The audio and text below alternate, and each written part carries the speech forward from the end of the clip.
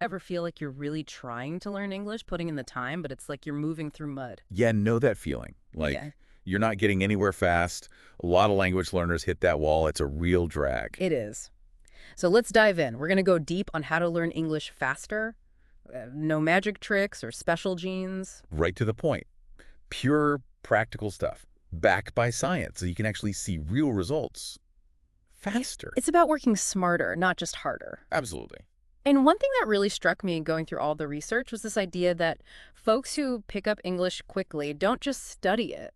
They No. kind of like live it. It's part of their life, not just a textbook thing. It's like they breathe it, you know? Yeah. It becomes a natural part of their day. Okay, so let's unpack that. What separates someone who seems to just absorb English effortlessly from those who get stuck? Is it like they were born with a language superbrain or something? Actually, research shows that's not really it. It's less about raw brain power and way more about having the right approach. So it's a skill, something you can learn. Exactly.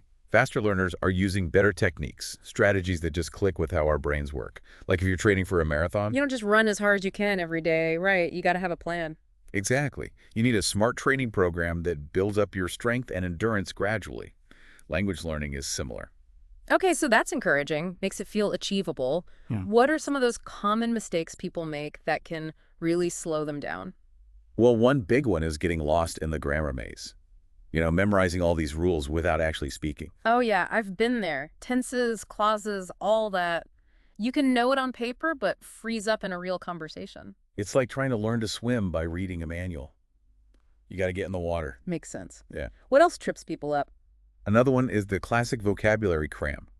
Trying to learn massive word lists without any context. Just words on a page, hard to remember, hard to actually use. So it's not enough to just know, like, Perot means dog. Right. You need to be able to say, my dog loves to chase squirrels, and actually picture it, feel it.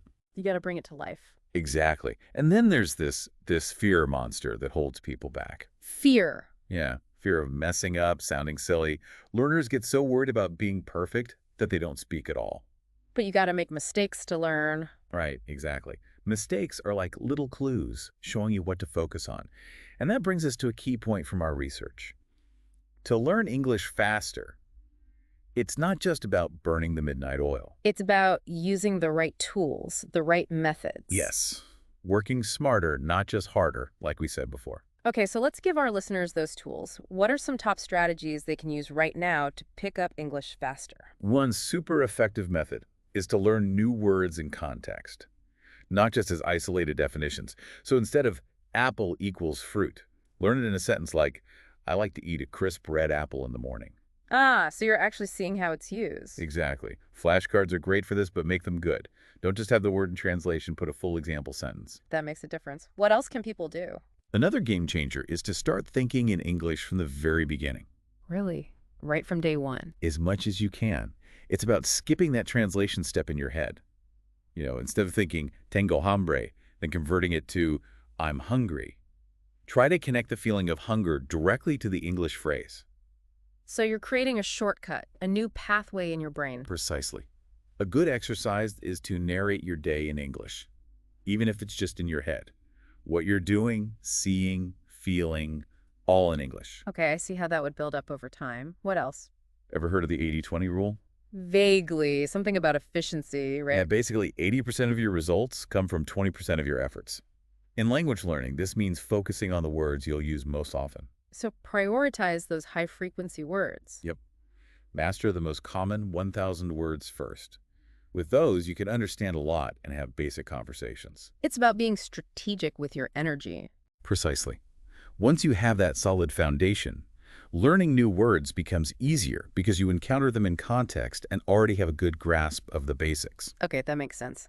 Now, what about just listening to English? You know, not actively studying, but having it in the background. That's huge. Prioritize listening over just hitting the books. Surrounding yourself with English, even passively, Yeah. can make a massive difference. What are some good ways to do that? Movies and TV shows with English subtitles are fantastic. You're connecting the words to what you see. Right, right. Podcasts are great too. Pop one on during your commute or while doing chores. And don't forget YouTube. Lots of real-life conversations there. So basically, immerse yourself in English as much as possible. Exactly. It trains your ear, improve your pronunciation, and you start to pick up natural rhythms and intonation. So we've talked about taking in information, learning in context, listening, and starting to think in English. What about actually speaking? When is the right time to start? The best time, day one. So many people wait until they feel ready, fluent enough, but that can really hold you back. So don't be afraid to make mistakes. Exactly. The more you speak, even with mistakes, the more comfortable and confident you'll become. So just jump in. Yep. Talk to yourself in English. Find a language exchange partner.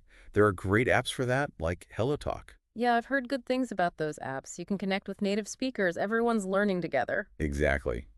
Every conversation, every mistake is a step forward. We've covered a lot. Any other power moves that can really accelerate learning? Two more big ones are spaced repetition and learning through stories. Spaced repetition, what's that? It's a way of reviewing what you learn at specific intervals.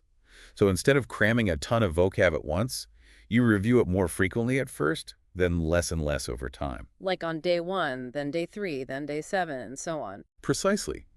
It taps into how our memory works. By revisiting stuff just as you're about to forget it, you make those memories stick. There are apps like Anki and Quizlet that can help you do this automatically. Oh, wow. So it keeps track of when you need to review each word. That's handy. It is. And then learning through stories. Our brains love stories. We remember them way better than just facts or lists. Stories are engaging. They stick with you. Exactly. So listen to audiobooks, story-based podcasts, real-life conversations. You'll naturally absorb grammar and vocabulary without even realizing it. It's like you're sneaking in the learning. Exactly. It's fun, it's natural, it works. Our research actually said, quote, try these methods and you'll notice a huge difference in how fast you improve. That's awesome. Now, how about a little challenge for our listeners to get them thinking in English right now? Love that idea. Okay, listener, picture this. Wow. You're at a coffee shop. What would you say to order your usual drink? Maybe a pastry too? Think about the exact phrases you'd use. Yeah, really imagine yourself there. Okay, next. A coworker asks about your hobbies. What do you like to do? Describe it in English. Use vivid language. Let those words flow. And last one. Someone's giving you directions, but you miss a turn. How do you ask them to repeat? Politely, of course. In a way that they understand. Take a minute, really play those out in your head. It's a simple but powerful way to start thinking in English in everyday situations. You got it. So to wrap things up, the big takeaway from this deep dive is that by using these smarter strategies, you really can accelerate your English learning. Learn in context. Cultivate that English thinking. Focus on those high-frequency words. Immerse yourself in listening. Speak from day one.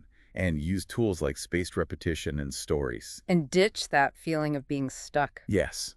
Make English part of your life, not just a subject you study. We'd love to hear from you. What's one English learning tip that's really worked for you? Hit us up on social media handle.